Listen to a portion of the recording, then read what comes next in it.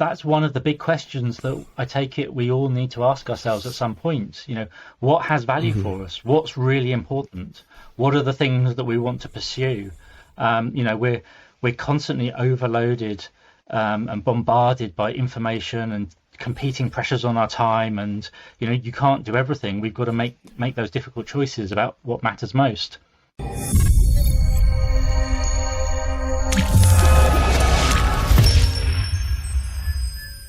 Welcome back, everybody. I am joined today by a very special guest, Dr. John Sellars, one of my favourite Stoic writers, who's a reader in philosophy at Royal Holloway, University of London, an affiliate with King's College London, and has written numerous brilliant best-selling books about Stoicism that I'm a huge fan of. So welcome to the podcast, John. Thanks very much for joining us. Oh, thanks for the invitation. Yeah, well, and I suppose just to start off with, the last book I read of yours, which was the Lessons and Stoicism, I was kind of saying it to you beforehand, but I just feel like it's the most lucid book on Stoicism I've ever read, because it can be a complicated topic, but the ideas are so well presented. Is making Stoicism accessible for people a goal of yours? Is it something that has been driving you since, your early work? Well, it's very kind of you to say that. That was certainly the goal behind that book. I wouldn't say that it was something I was always striving to do from early on. I mean, to be honest, it's the sort of book that I had hesitations about writing for quite a while. As you said in the introduction, I'm an academic. That's what I do. There are plenty of other people out there who write the kind of popular self-helpy books about Stoicism, giving people sort of practical advice on how to change their lives. And my first instinct was, well, there are other people that are better qualified to do that than me, right? I'll stick to the academic side of stuff and let other people be the self-help gurus. So I kind of decided some years ago I won't do that kind of thing. And then the publisher approached me and had a very clear idea of what they wanted. And I just thought, you know what, that's the sort of thing that I can do. So, yeah. For anyone who's read the book, it's not really giving sort of explicit self-help lessons. It's more just trying to present those core Stoic ideas with a bit of historical information about the individuals involved, just to try to bring them to life a bit. And then hopefully people can see for themselves which bits are going to be useful for them, and they can kind of make their own self-help lessons out of the historical and philosophical material that I've tried to present. Yeah, it's almost a hard thing to do, to present Stoic ideas without the kind of self-help stuff in it, because it's so focused on how to live and the practicalities of life. I wonder, as an academic, did you come across Stoicism much in your academic work? Because my BA was in philosophy, and I didn't hear about Stoicism until much later. It's almost kind of exempt from academia, really, as far as I could see. You're right. It's not traditionally, it's not been a big element in the philosophy curriculum, right? So for many people who studied philosophy will know, they'll probably learn quite a bit about Plato and Aristotle, and then they'll jump forwards a huge distance, maybe all the way to Descartes, and skip almost 2,000 years of the 2,500 years of the history of philosophy. It's insane if you think about it. I think a lot of the sort of experts who've written on Stoicism from an academic point of view are often in classics departments rather than philosophy departments, which is part of the reason. So, I came across it tangentially, might be the best way to put it. So I was interested in a range of different later philosophers. One of those would be Spinoza, who talks a lot about emotions, and Nietzsche as well would be another one. Every philosophy student has their time reading Nietzsche, right? Everyone goes through that stage, and there are interesting connections, I think, between both of those figures and certain Stoic ideas and various other things I was reading as well. And I suddenly realized that the common theme, joining together all the different things that I'd become most interested in, was they all had some kind of relationship to these strange ancient guys called the Stoics. And so I thought that was definitely something worth going back and digging into a bit deeper. Yeah, it's an interesting way to kind of go all the way around through Spinoza and Nietzsche and kind of come back to the Stoics then. I was introduced by Donald Robertson, who I've had in the podcast before, and I know you guys have done a lot of podcasts together previously. But as kind of, in a, almost like a self-help kind of way, Stoicism's had this major comeback, and I know you're very involved with ancient philosophy in general. So, I mean, why do you think that it's become so popular all of a sudden, or that it's had this resurgence? You know, is there something in the 21st century that's looking at ancient philosophy and, you know, taking something from it again? Yeah, I mean, it's such an interesting question, and unsurprisingly, it's one I've been asked a number of times before. It's really difficult to pin down precisely why. I mean, one thing I'll say is when Donald and I and a group of other people all came together about 10 years ago and first started to think about ways in which we might present this material to a wider audience, but also equally as important, to test it and see if it might actually help people or not. I mean, these were the two ideas behind Stoic Week when we first set that up. We had no idea whether anyone would be interested at all.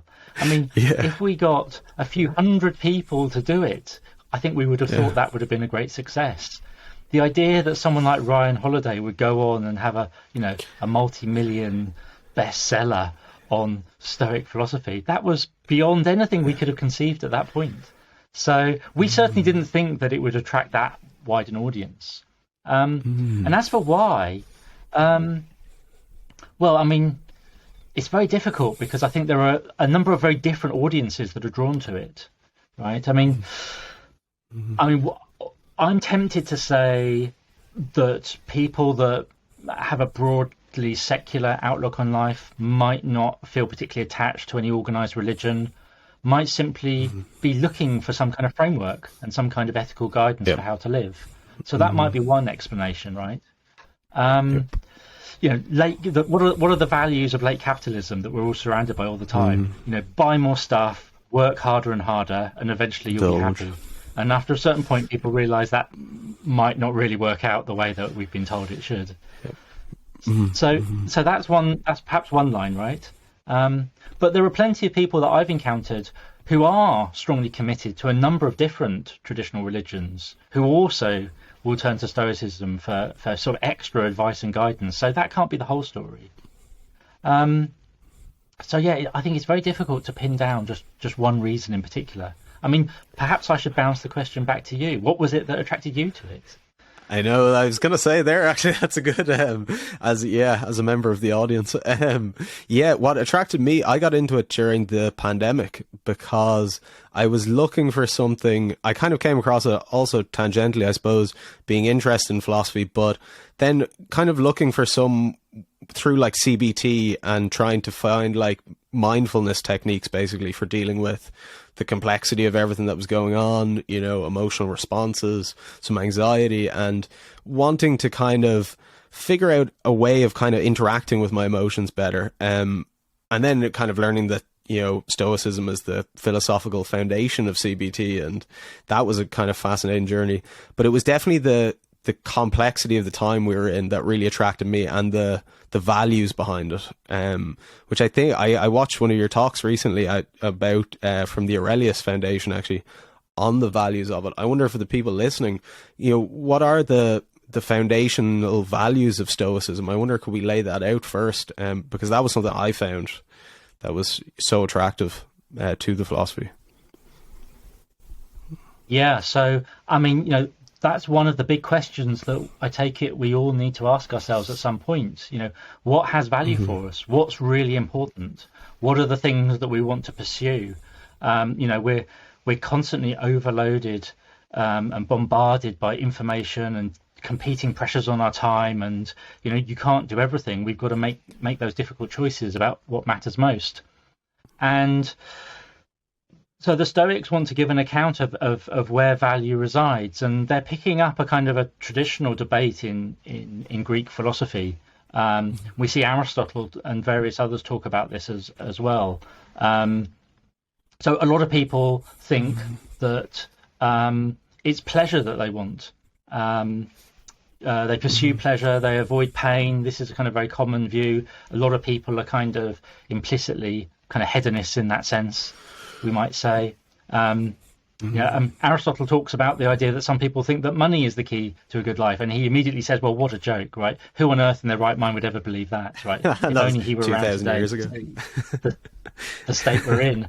But the Stoics really follow the example of Socrates in arguing that the one thing that's absolutely key to living a good life is developing the right frame of mind, right? So it's all about character, about getting those right character traits in place, and focusing on how you think about the world, right? So, I mean, there are a number of different things that are all sort of interrelated, but basically it's all mental and it's all internal. I mean, these days we might characterize it in terms of mental health even, right? You've got to get your stuff together. And that's the thing that's going to determine whether you live a good life or not. And if you've got your head in the right place, then even if circumstances go against you and you have really bad luck, you'll still be able to weather that storm because you'll have those internal mental resources, right? But conversely, even if you're incredibly successful and everything goes really well and you've got loads of money and success and fame, if internally your head's a mess, you're still not going to be able to live a good life, right? So get your head together, learn how to think about things correctly and clearly, develop those right character traits, and you'll be able to appreciate things when things go well, and you'll be able to cope when things don't go well. So that's the key to living a good life, they argue. Yeah, that foundational kind of, that was so revolutionary for me. It ties in nicely to the Stoic fork, or the kind of dichotomy of control that seems to be so important for Stoicism, the kind of focusing on the things that are under your control, your character, your beliefs, your attitudes, your actions, and then being indifferent, not necessarily thinking that they're bad or good, but just recognizing what you don't control and not overvaluing that. I think Epicurus said that that's kind of the cause of all suffering, really, is like mixing those two things up.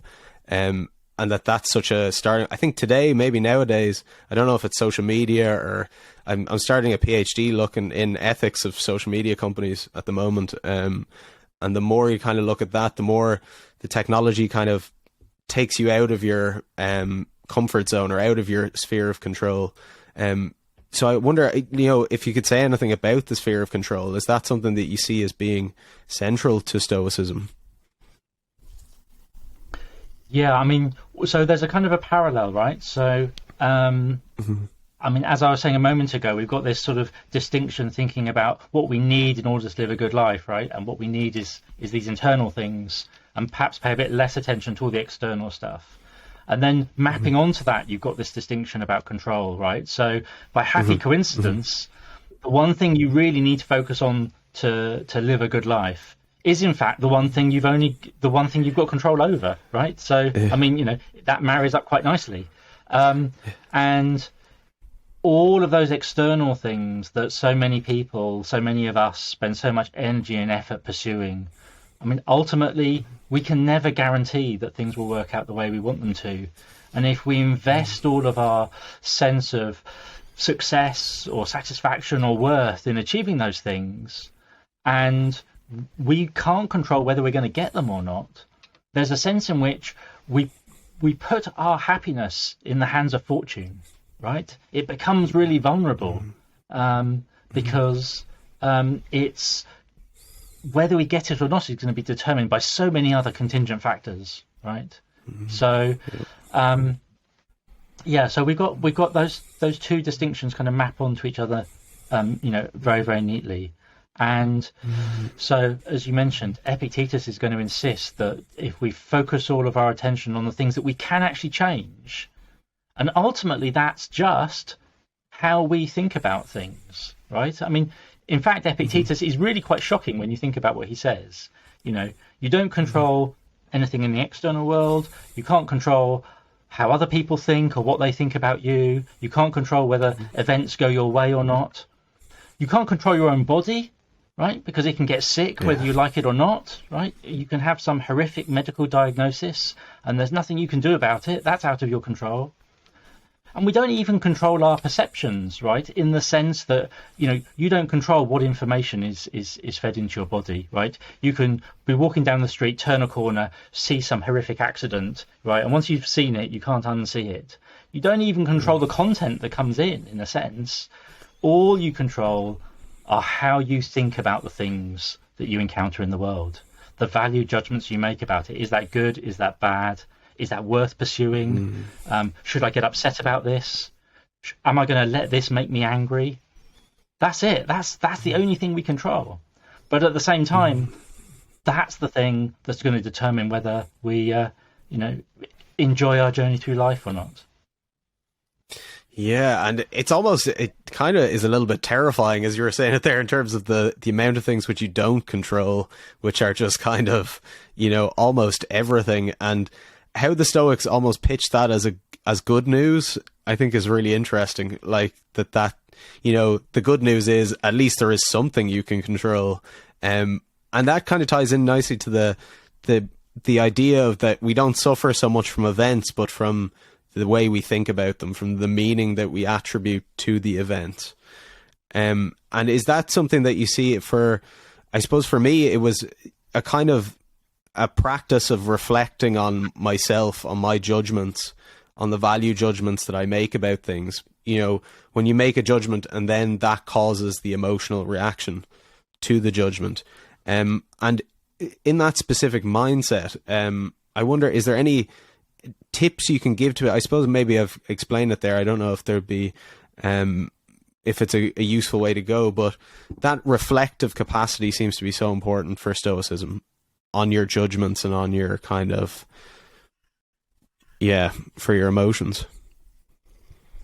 Yeah, absolutely. And I think the first most important thing is really to come to see that your, let's stick with emotions for the minute, to come to see that your emotions are in fact the product of your judgments, to gain that kind of distance. So, sometimes we're in a good mood, sometimes we're in a bad mood, sometimes we're laid back and relaxed, sometimes we're uptight and anxious, right?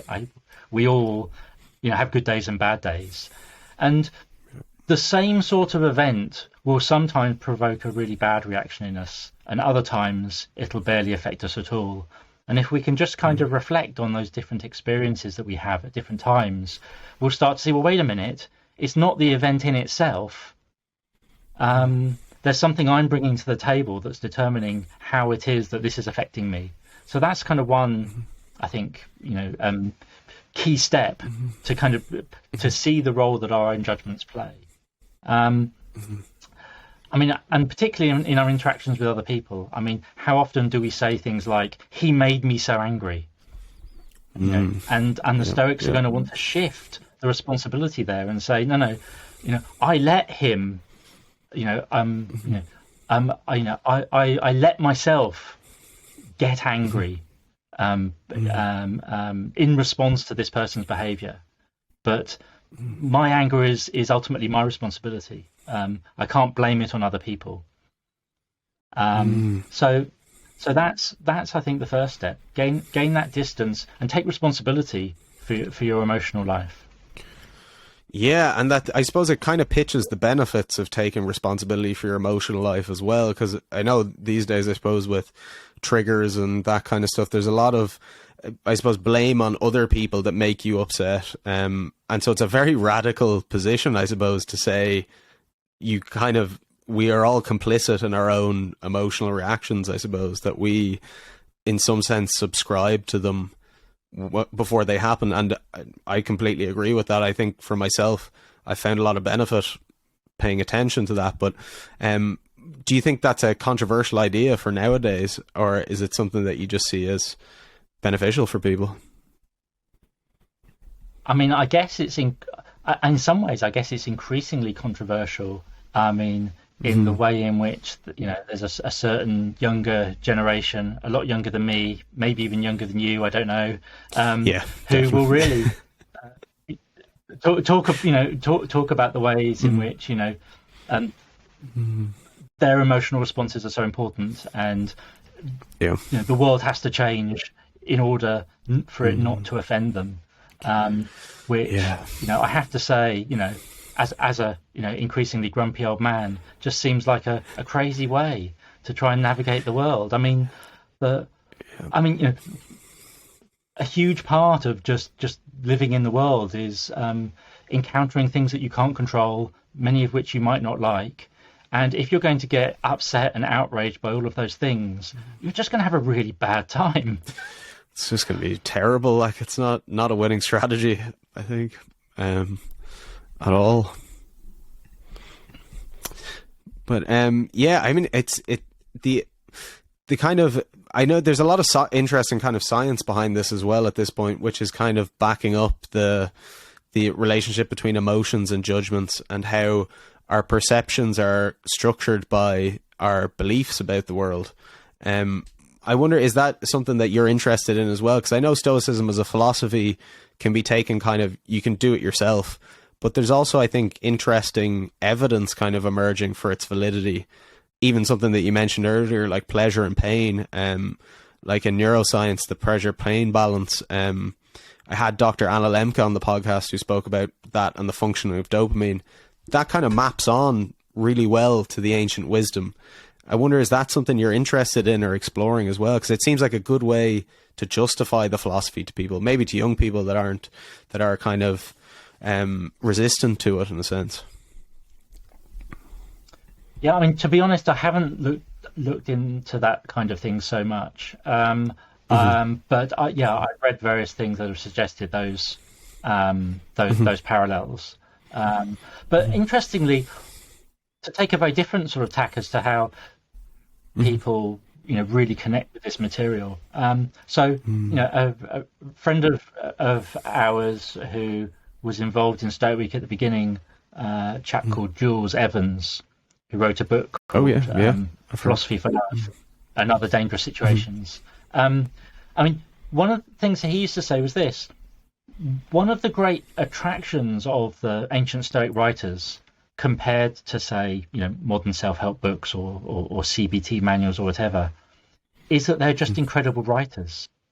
Someone like Seneca or Marcus Aurelius, they just have this incredible way of really packing a punch in the way that they write. It's just great literature. And my sense is that that's the thing that really grabs people, right? So, I think those sorts of scientific parallels are interesting to note. But, a really well-crafted passage in Marcus Aurelius that just really puts the punch home. That's the thing that people really, really connect with, I think. So it's the fact that these ideas are written up in such a really powerful, striking way that I think is a really big part of the appeal to Stoicism to people of all ages. Yeah, and they kind of, the way they're written in aphorisms as well, that they're usually very short and poetic and punchy and kind of easy to rhyme off or remember. Is there any particular bit, say, from Marcus Aurelius or any piece of like kind of Stoic wisdom that you like to have kind of off the cuff that you remember in that way? Oh, there are dozens. I think you alluded to it earlier. There's that line in Epicurus, it's not things that upset us, but our judgments about things. That's a good one to keep close to hand. A great one in times of crisis from Seneca, disaster is virtue's opportunity. I love that. Ooh, that's great. Yeah, nice. Right? Yeah, it's brilliant. It's only when things go really badly that you have to step up and kind of show who you really are. And it's like, okay, now's the time to be brave or courageous or resilient. When the times are good, you don't get to kind of really show what you can do.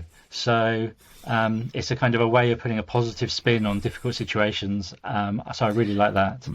And there are just so many passages in Marcus Aurelius where he stresses the kind of the shortness of human life, the brevity of human existence compared to the vast expanse of the cosmos, which is just a great way to kind of put us in our place and remind us of how trivial and insignificant most of our everyday worries and concerns are. I think that's always good if you're feeling overwhelmed by the trivialities of sort of everyday life and work.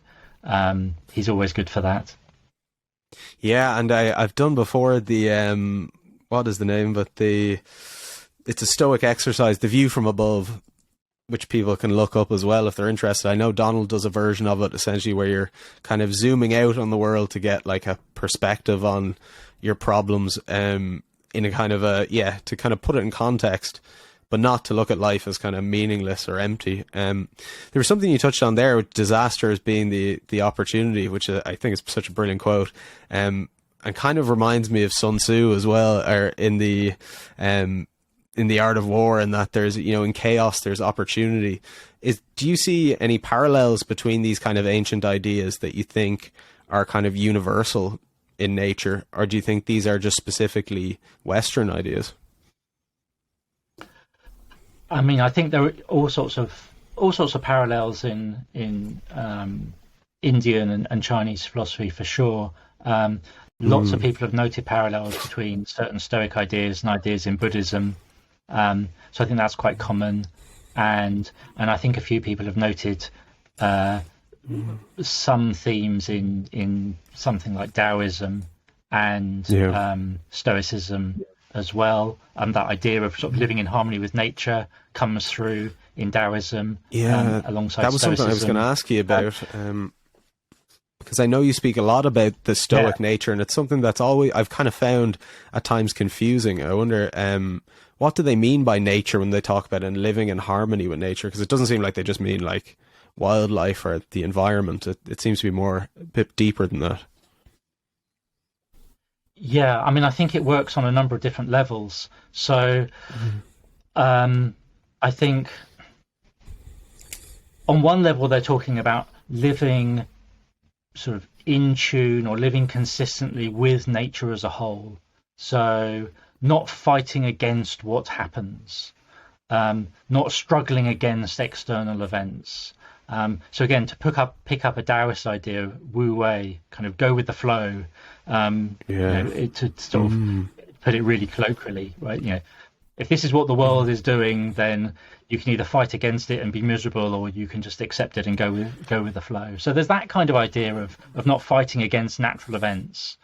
But there's also the idea of living in harmony with human nature, right? So to kind of acknowledge what we are as human beings, as rational animals and social animals, and to embrace that as well.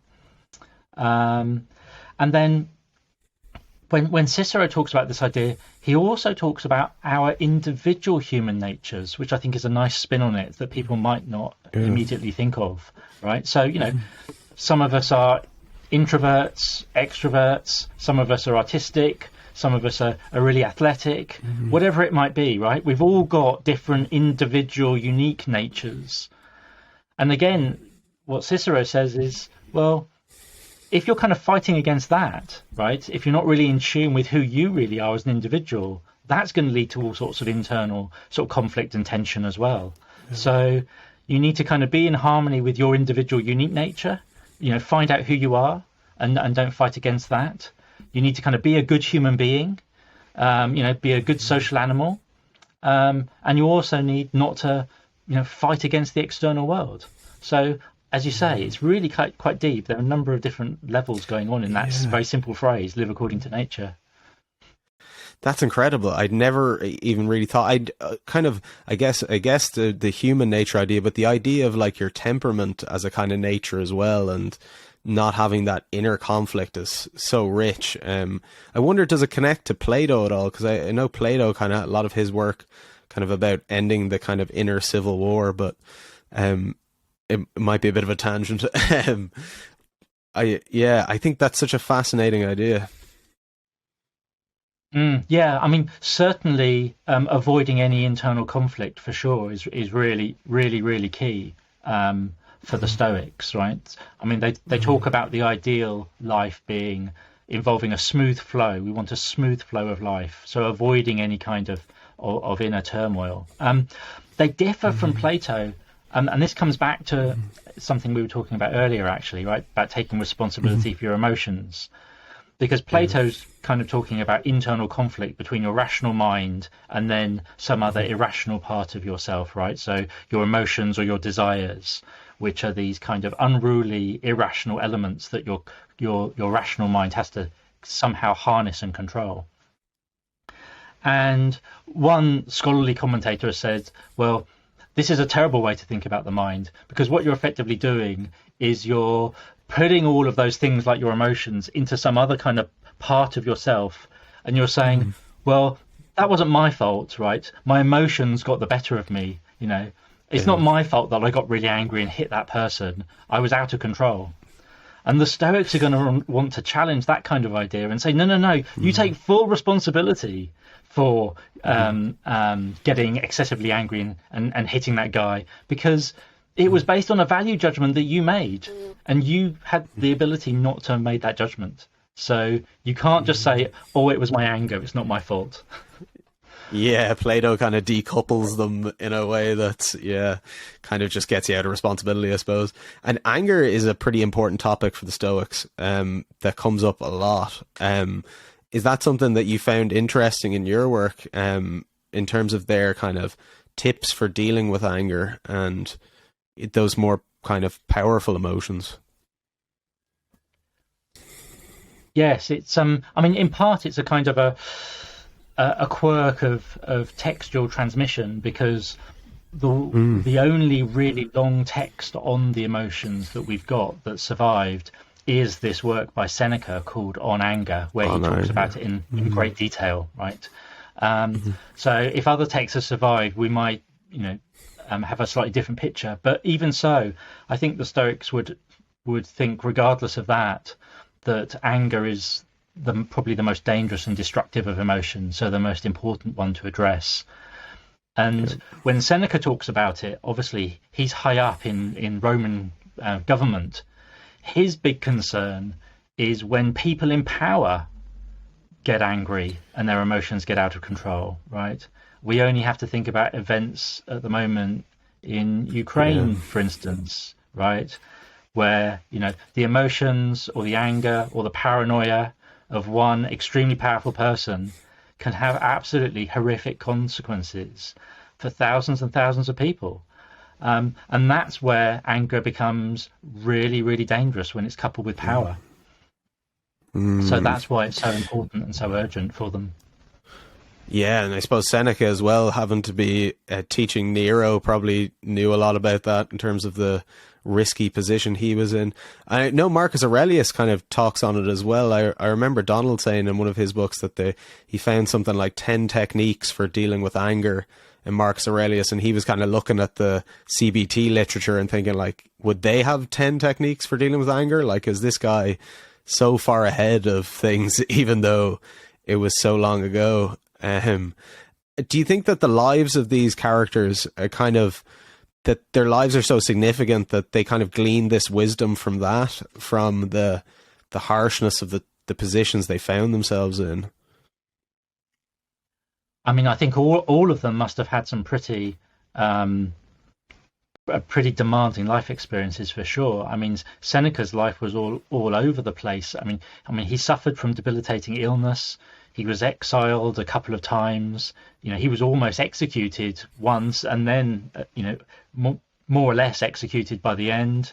He was exiled for 10 years. So yeah, some really, quite, character building experiences, we might say. And then Epictetus too. I mean, he's born a slave, taken from his homeland as a child. We don't even know his original name, or if he even had a name as a child. I mean, Epictetus just means acquired, right? So that's just the name of a slave. He was crippled as well, and according to one story, that was an injury that was caused by his master breaking his leg. So he was also then gained his freedom, but then exiled from Rome, and. So yeah, I mean, all sorts of experiences that many of us in the West today couldn't imagine going through. And even someone like Marcus Aurelius, I mean, he and his wife had something like 12 children, and I think maybe 3 made it to adulthood. I mean, can you imagine having to bury 6, 7, 8 babies? I mean, that was commonplace in the ancient world, and I mean, I guess it's not that uncommon in some parts of the developing world today. But talk about tough life experiences that most of us are fortunate enough not to have to go through. Yeah, I know. First world problems. It kind of puts things in perspective, doesn't it? And having to bury those children while being the emperor of the largest empire that ever existed, and dealing with barbarian hordes and civil wars, and it does lend a kind of depth to the writing. That when you know how they lived, and how I'd encourage people to. That's kind of part of the magic, I think, of the philosophy, is also the philosopher behind it. And we talked kind of briefly about it earlier. I mean, the guy that they all trace it back to, Socrates, who had, a tough life himself. Is Socrates really the Stoic model? Is he? I know they kind of think of him as the ideal sage. Could you look at Stoicism as, trying to inculcate in people a kind of Socrates mindset almost? Yeah, I mean, I think that's not a bad way of thinking about it. I think, according to one of our sources, some of the very early Stoics were happy to be called Socratics, we're told. And there's a great line in Epicurus where he says, if you're not already a Socrates, you ought to spend your life trying to become a Socrates. So he really is the kind of the grandfather of that tradition, we might say. And many of the key ideas about virtue can be traced right back to him. And of course, he has this famous trial and execution that Plato writes up. And so he's got this kind of sort of heroic martyrdom where he dies, in the name of studying philosophy. And so, I mean, not just for the Stoics, but for a number of other schools of philosophy, he just becomes the kind of the archetypal, model of the wise person. Yeah, he's a kind of philosophical martyr in a way. There's it's kind of interesting how that then, I suppose, it changed to Christianity kind of just after Stoicism. How you see, I've heard you speak about Pierre Hadot before, and I'm a big fan of his work, and how Christianity kind of adopts elements of Stoic thought and kind of turns it into Christian thought. Do you think, I mean, was Christianity kind of the end of Stoicism? Was that or did they just kind of do what they did so well and incorporate Christianity or incorporate Stoicism into the body of knowledge? Yeah, it's very difficult to know what happens towards the sort of end of antiquity. I mean, around the time that Marcus Aurelius is alive, so the 2nd century AD, my impression is there was still quite a lot of interest in Stoicism, and the texts were still available, and there are quite a few people that are talking about it. But after that point, it really starts to sort of disappear off the radar, and we don't hear so much about it. And this is around the time that there's a huge revival in Plato's philosophy, and we get Platonism, or people often refer to it as Neoplatonism, in late antiquity. And so this becomes the dominant sort of Greek pagan philosophy in the 3rd, 4th, 5th, 6th centuries, in parallel with the time that Christianity really comes to the fore and becomes really powerful. And then through someone like Saint Augustine, those Platonic ideas have a big influence on the development of Christianity. But someone like Seneca never really goes away, and he remains a big influence. And Saint Jerome is a big fan of Seneca, and a number of the other Latin church fathers are reading Seneca. And then throughout the Middle Ages, Seneca's works continue to be read. And there are various points where Seneca refers to God or providence, and he's thinking about these ideas in a very Stoic way. But because basically he's writing about ethics and doesn't go into all of those sort of theological details, you can get lots of Christian readers in the Middle Ages and into the Renaissance who'll read Seneca, and then they'll just take those references to God and providence and assume that they can kind of align those with their Christian beliefs. So Seneca kind of gives an ethics that looks broadly acceptable to a Christian readership throughout that period. and kind of can marry them up, which is an interesting kind of convergence as well in terms of the secular worldview, with somehow Stoicism being able to become such a powerful force in a society that's, supposedly without any, religion or any sort of value system. And the Stoic idea of God, I mean, it is alluded to. Sometimes it's God, sometimes it's providence. I wondered if you could go into that a little bit, because again, like the nature, it's something that's always kind of confused me. Yeah, I mean, so strictly speaking, the Stoic God is nature, or it is the sort of the rational principle that animates and controls nature, right? So there's no separate external supernatural God according to the Stoics. God is the soul of the natural world. It's quite literally something physical that permeates the natural world. So they're pantheists in effect, right? And some of the texts will talk about gods in the plural, and they're perhaps just taking into account that kind of traditional pagan mythology of the sort of pantheon of gods. And you'll get some accounts that will give really complicated. They'll marry this up and they'll identify those with heavenly bodies and stuff like that. But the core Stoic idea is that that God is nature, and we are parts of nature. So we are parts of this single, organic, divine animal, if you like. Right? So, I mean, again, that's not necessarily an idea people are going to straightforwardly buy today, right? But it means that they don't believe in any supernatural entities, which is something that might kind of connect with how people would think today. Yeah, and their idea of providence as well is kind of almost like a causal determinism, in a way, that things have started since the beginning of time and that we're kind of caught up in them and we don't really control them. So it kind of links up almost with a materialist scientific worldview in a way there, and if you strip away, I suppose, the kind of the additional language. Yeah, I think that's a good way of putting it. You can talk about nature, you can talk about cause and effect, you can talk about fate, which for the Stoics is just kind of causation, and you can put it in very scientific language, or you can talk about God and you can talk about providence, and you can describe exactly the same processes in more theological language, and we see both of those things going on in the ancient texts.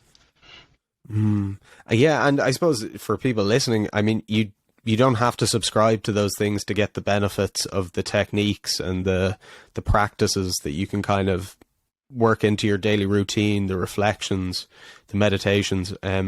Those are kind of things that just work and don't require, I suppose, any sort of a priori, or metaphysical claims. To jump over a little bit, John, your latest book, I think it's your latest book, The Pocket Epicurean, which I've started reading recently, which is very good. And again, a topic which I'm not super familiar with. How is it that Stoicism and Epicureanism are different? Is there, can it kind of elucidate some of the nuances of Stoicism by comparing the two?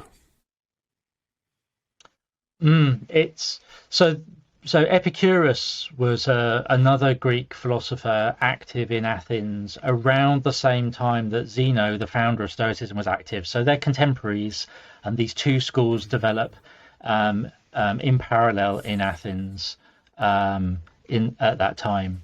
And the traditional story says that these two schools were kind of radically in opposition to one another. So the Stoics think it's all about virtue and character and developing that frame of mind, whereas the Epicureans think it's all about pleasure, right? Increase pleasure and avoid pain, and that's the key.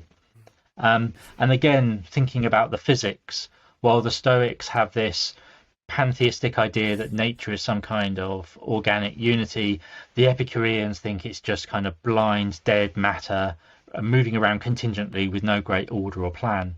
So that's the traditional view, right? That they're polar opposites. But I mean, I think there's quite a lot of common ground as well.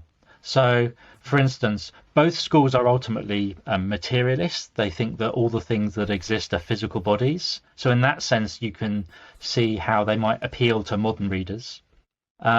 Both schools, again, are empiricists. So they both think all of our knowledge just comes through the senses straightforwardly. Again, feels like a fairly modern view. And also, both schools are going to suggest that ultimately the key to a good, happy life is internal mental tranquility, right? So the Stoics will talk about avoiding those difficult emotions like anger and avoiding that kind of internal conflict that we were talking about earlier. And similarly, the Epicureans are going to insist that it's internal anxiety and fear and things like this that are the things that are most likely going to stop us living a good life. And so we need to find antidotes or cures for those things that are causing us distress so that we can live well.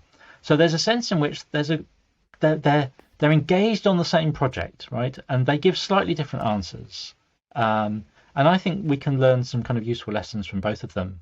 And to go back to Seneca very briefly, Seneca was a great reader of Epicurus and the Roman Epicurean Lucretius. And Seneca often borrows Epicurean ideas where he thinks they've got something interesting to say. So in the spirit of Seneca, I'm kind of, more of a Stoic, but I think we can still learn some good lessons from the Epicureans as well. That's funny. I always found that very interesting in Seneca whenever he does quote Epicurus, because it's kind of with like a friendly rival almost, like complimenting kind of the opposing football team or something. But yeah, and in terms of this goal being like peace of mind or inner kind of tranquility, there's a difference kind of in how the Epicureans go about this, isn't there? That they seek kind of a mental pleasure, almost like, would I be wrong to say living in the moment, but kind of accepting it? How do they pursue this inner peace? So the Epicureans think that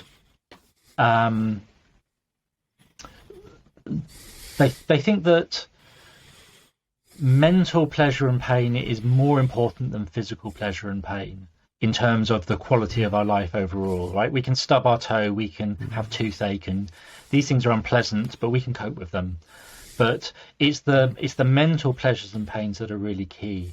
And although pleasures are all well and good, in fact, the most important thing is overcoming mental pain, overcoming anxiety, fear, discomfort along the ways I was describing.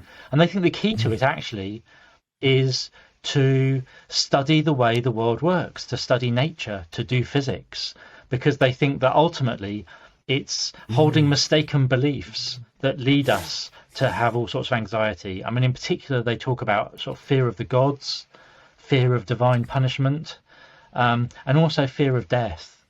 And they think that if we can kind of understand the way the world works, we'll realize that many of our anxieties about these sorts of things are actually unjustified. So they think it's by doing science and doing philosophy, we can clear out those confused, superstitious beliefs that might keep us awake at night. Yeah, that like understanding is salvation. I remember reading that. That is so interesting, and it's almost so Stoic in a way as well. That Stoicism, except it's rather than understanding the physics, I suppose it's overcoming the false beliefs, and death being one of those. In Stoicism, the memento mori, having an awareness of death, but also Socrates really goes into the whole, that death isn't something to be so. The fear of death is worse than what it is. How did the Epicureans deal with death? Do they have a similar kind of memento mori, or what perspectives do they take on it?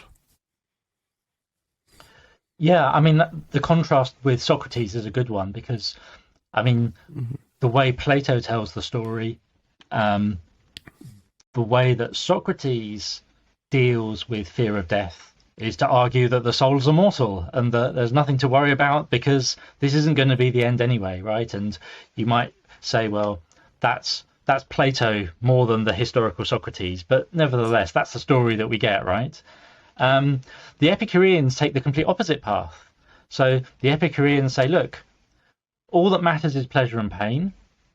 Pleasure and pain are things that we gain through sensation, right? They're things you experience while you're alive. Death, by definition, is the absence of sensation.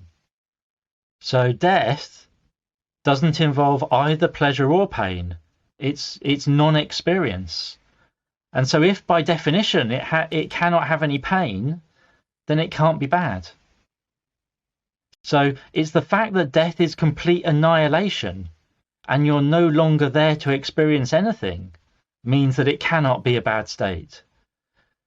And there's a sense in which we can't quite get our heads around the idea of our own non-existence, right? We kind of think we're still going to be there observing things in some way. And if we could really grasp that it was complete annihilation, we'd realize there's literally nothing to fear because there's nothing, right? So that's the Epicurean argument. Wow, that's quite not a bad old argument. I was trying to consider, trying to wrap my head around that. But that is fascinating. And they have an interesting idea of time. Is that something that you looked into as well? Because something in Stoicism that comes up as well is this kind of that the future and the past are just in the head, and they're a kind of, you can get wrapped up in them big time, dwelling on it, worrying about the future.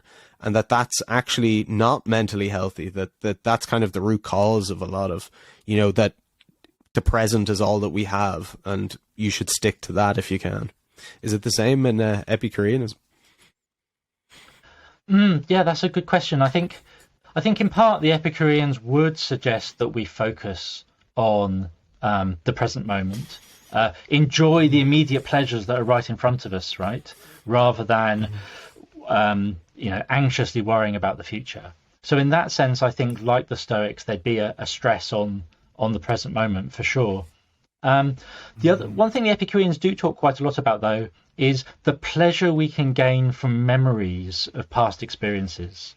Right. So, if you go out and you have some good time with some friends, good conversation, you have a great experience, later on in other difficult times, you can reflect back on those good memories and you can gain pleasure from those pleasant memories. And that's a way in which you can experience pleasure in a context where, you might also be, undergoing suffering in some ways.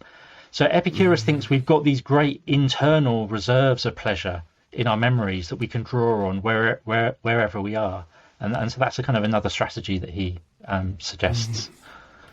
That's really interesting because you can almost, I'm kind of thinking of like the Stoic perspective of pleasure as kind of like a trapping or something, or this kind of attitude of that, pleasure is potentially good, potentially bad, but one of the kind of things that you should be indifferent to. Is that something you'd agree with from the Stoic perspective?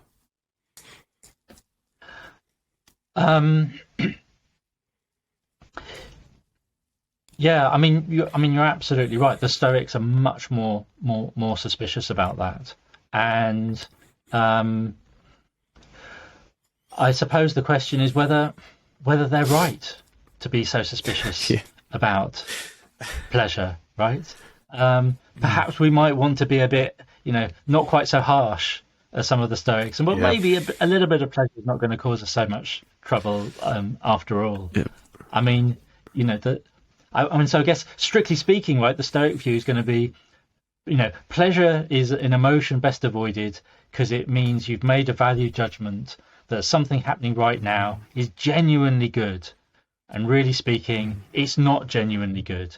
It's just something that is, preferable perhaps, but it's not really the thing that matters. What matters is that internal frame of mind.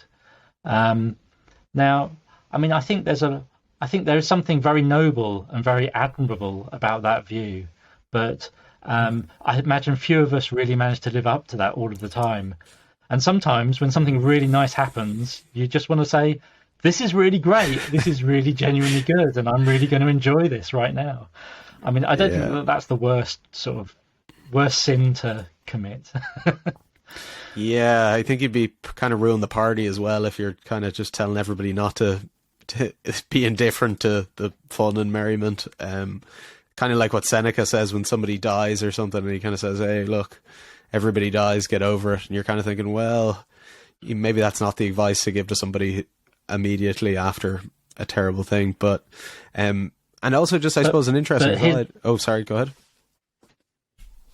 No, I was just going to say, well, here's the rub, right? So the Stoic response would be, well, that's all very well for you to have this great feeling of pleasure when things are really worked out and you're having a great time. But the more you think like that, the less likely you're going to be satisfied when things don't go well.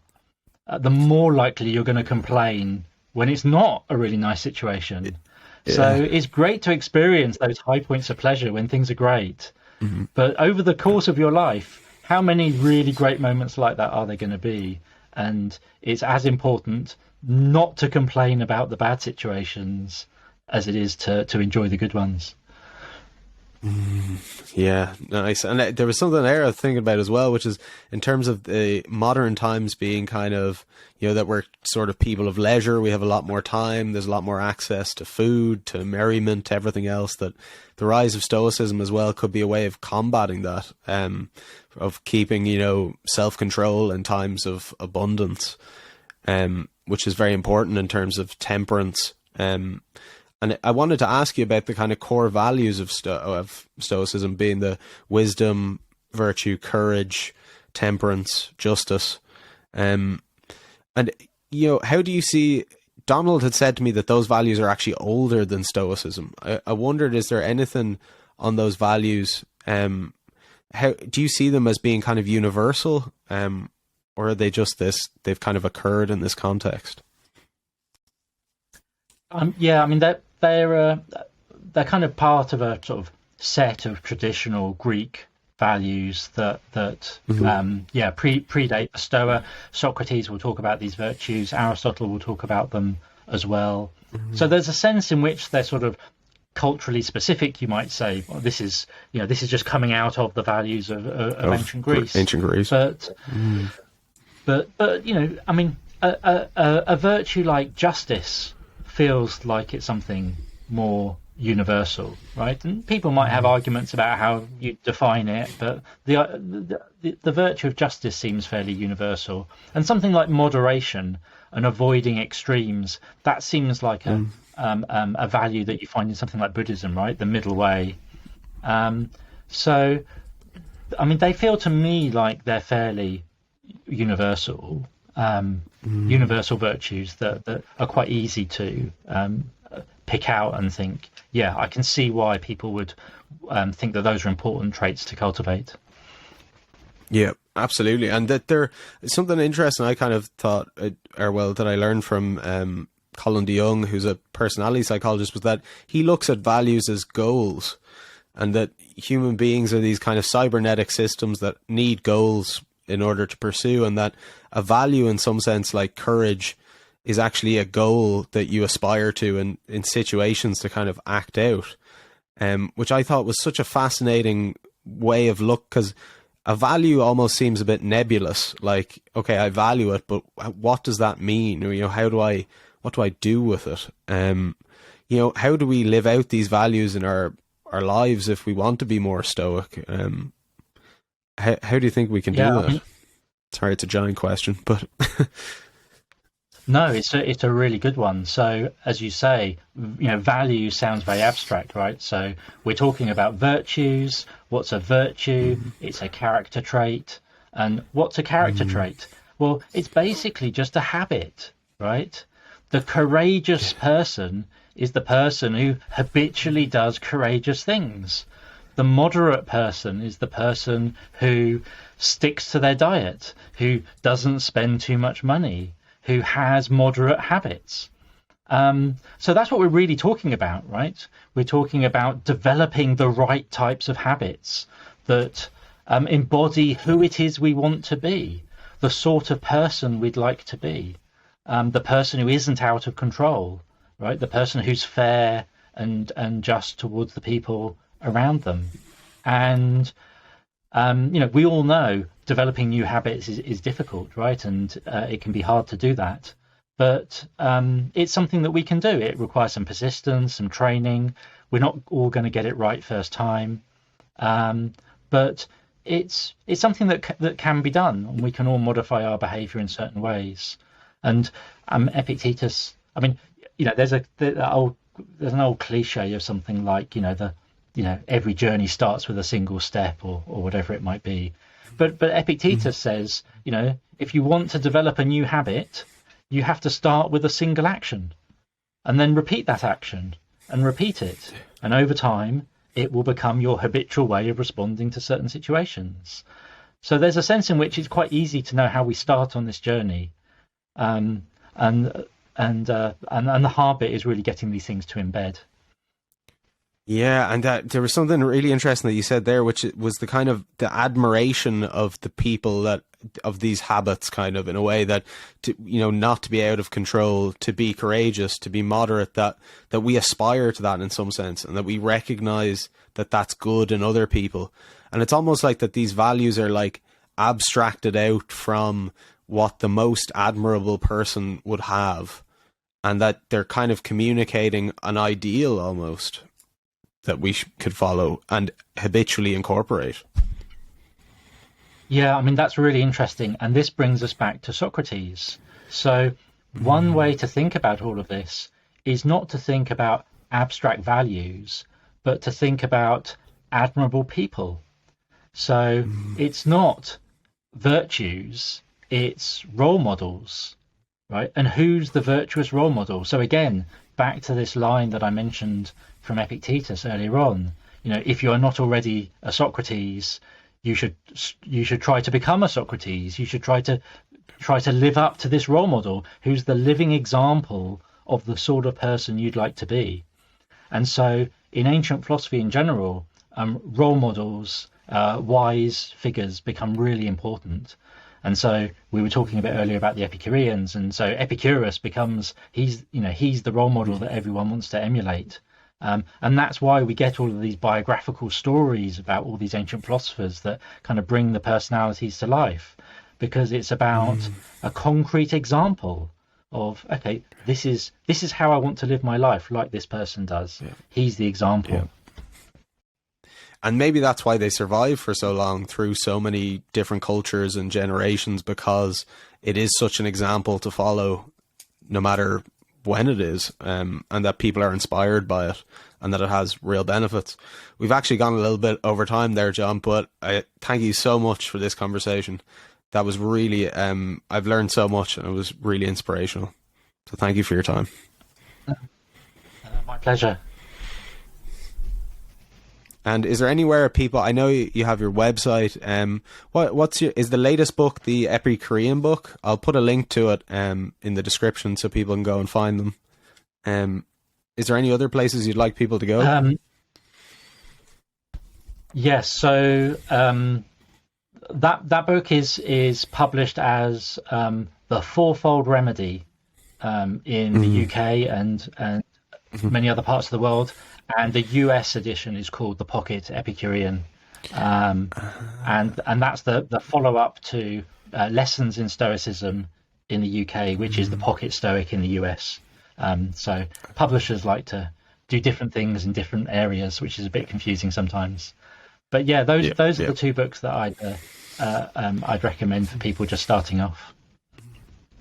Amazing. Thank you so much, John. I really appreciate it.